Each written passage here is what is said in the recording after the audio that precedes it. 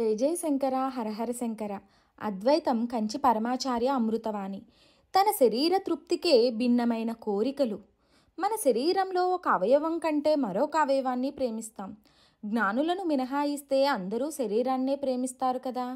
నేను అందంగా, నేను పొడుగుగా, నేను పొట్టిగా ఉన్నానని తన శరీరమే తానని భావిస్తాడు.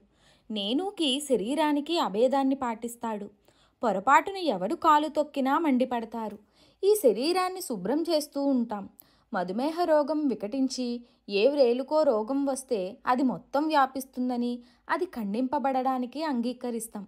అది ఇంతకు ముందు ఉంగరాలు ధరించిన వేలైనా సరే హృదయ రోగం ఉన్నవాడు కొవ్వు పదార్థాలను తినరాదంటే పొట్ట కంటే గుండెకే అధిక ప్రాధాన్యం ఇచ్చాడు కదా. ఒకడికి ధనమంటే ప్రీతి. ఒక్కగానొక్క కొడుకుకి రోగం వస్తే డబ్బును తృణప్రాయంగా భావించి ఖర్చు పెడుతున్నాడు కదా. అంటే డబ్బు కంటే కొడుకు పట్ల ఎక్కువ ప్రీతిని చూపిస్తున్నాడు. ఈశనత్రయమని వింటున్నాం. అంటే 3 కోరికలు.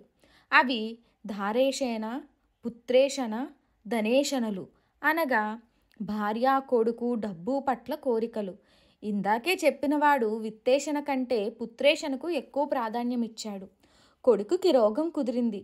తరువాత భార్య పోయింది. రెండో పెళ్లి చేసుకుని ఆమె మాటలను విని కొడుకును గెంటివేశాడు. ఇక్కడ ధారేషణ పుత్రేషణను మింగివేసింది. ఇతనికి రోగం బాగా బలవర్ధక ఆహారం తినాలని వైద్యులనగా భార్యకు కనబడకుండా కొని తిన్నాడు. తన శరీర పోషణ దగ్గరకు వచ్చేటప్పటికి ధారేషణను పక్కన పెట్టాడు. ఇట్లా మన శరీరంలోనే ఒక అవయవానికంటే మరొక దానిని ప్రేమిస్తున్నాం. కర్మేంద్రియాల కంటే అంటే చెయ్యి, కాలు మొదలైనవి జ్ఞానేంద్రియాలకే అంటే ముక్కు, చెవి మొదలైన వాటికి అధిక ప్రాధాన్యం ఇస్తున్నాం. కంటికి వేసే మందు కాళ్లకు ఇబ్బంది అని చెప్పినా కంటికే ప్రాధాన్యం ఇస్తున్నాం కదా.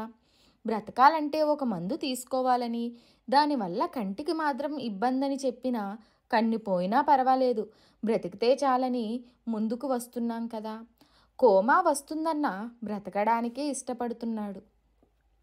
మరిన్ని ఆధ్యాత్మిక విషయాల కోసం మా ఛానల్ను సబ్స్క్రైబ్ చేయండి. వీడియో నచ్చితే లైక్ చేయండి, షేర్ చేయండి, కామెంట్ చేయండి.